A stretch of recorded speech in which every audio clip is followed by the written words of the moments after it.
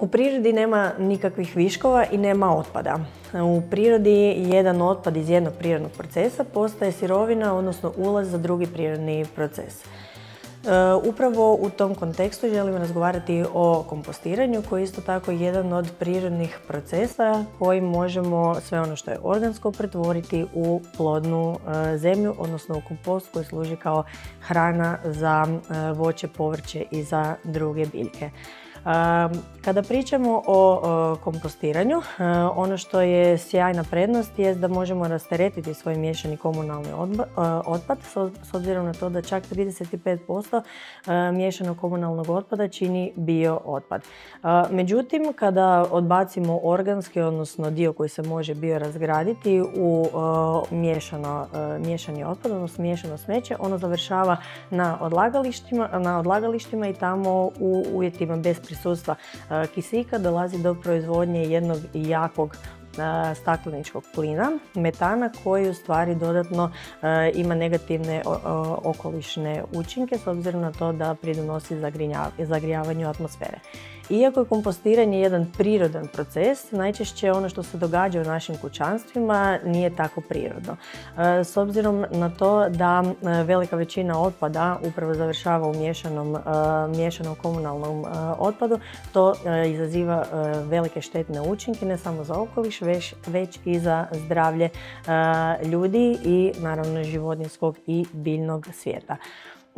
Zato jedan od bitnih važnih koraka, odnosno jedan od prvih koraka koji možete poduzeti u svojem kućanstvu jest da počnete odvajati biootpad, odnosno organski otpad koji se može kompostirati.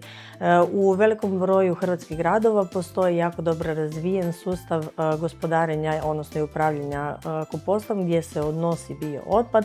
Nakon obrade dobiva se kompost koji se onda ponovno vraća građanima koji ga mogu koristiti za dodavanje, odnosno za uzgoj voća, povrća, sobnih biljaka ili začinskog bilja. Međutim, onaj nekakav drugi korak je kompostiranje kod kuće, naravno za one sve koji imaju uvjete, zato jer se kompostirati može u vrtu, na balkonu, pa čak i u stanu uz korištenje posebnih kompostera. Naravno, da bismo dobili kvalitetan kompost koji kasnije možemo uspješno koristiti, trebamo znati određena pravila kompostiranja. Dakle, ono što svakako ne ide u kompost, to su ulja i masnoće. Zatim tu su meso i riba, dakle nikakvi ostaci od ručka poput kostiju, poput kože ne smije se odlagati u kompost. Isto tako tu su ne smije odlagati niti mliječni proizvodi poput sira, jogurta i drugih sličnih proizvoda. Isto tako u kompost je zabranjeno dodavati termički obrađenu hranu, isto tako začinjenu hranu, ali i sve nekakve stvari koje koristimo u kućanstvu, a imaju plastične dijelove. Recimo tu svakako ne smijemo odlagati plastificirane čajne vrećice, isto tako naljepnice koje se često nalaze na voću i povrću. Prije kompostiranja kora trebamo ih odložiti u miješani komunalni otpad.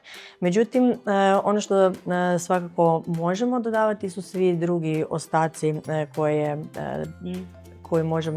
koje stvaramo u kuhinji prilikom kuhanja i time ćemo u stvari doprinijeti i rasterećivanju sustava gospodarenja otpadom, ali isto tako ćemo i vratiti taj organski dio zemlje da bismo dobili nešto ponovo korisno.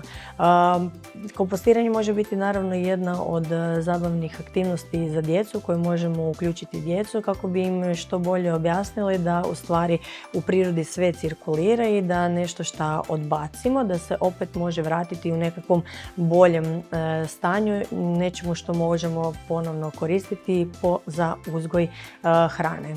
Isto tako možemo potaknuti djecu da sa nama posade mali začinski vrt gdje ćemo onda im pokazati na koji način možemo iskoristiti taj kompost koji smo dobili u samom procesu.